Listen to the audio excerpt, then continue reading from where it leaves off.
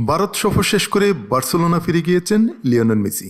মুকেশ আম্বানির আমন্ত্রণের সূচি পরিবর্তন করে সোমবার রাতে দিল্লি থেকে গুজরাতের জামনগরে যান মেসি। সেখানকার ছবি প্রকাশ করেছে রিলায়েন্স ফাউন্ডেশন। বন্তারায় অনন্ত আম্বানির আতিথেয়তা গ্রহণ করে ভারত সফর শেষ করেছেন আর্জেন্টিনার বিশ্বজয়ী অধিনায়ক। সেখানকার একটি বিশেষ ছবি প্রকাশ করা হয়েছে। তাতে দেখা যাচ্ছে বন্তারা মন্দিরের বিগ্রহের সামনে বেদিতে মাথা ঠেকিয়ে প্রণাম করছেন লিওনেল মেসি। পাশে দাঁড়িয়ে রয়েছেন অনন্ত এবং রদ্রিগো বল। ভারতীয় সংস্কৃতির প্রতি বিশ্বের অন্যতম সেরা ফুটবলারের শ্রদ্ধা জ্ঞাপনের ছবি ভাইরাল হয়েছে সমাজ মাধ্যমে। মন্দিরে মেসি, ডিপল এবং লুইস সুয়ারেস আরতিও করেছেন তালায় প্রদীপ ও ফুল সাজিয়ে।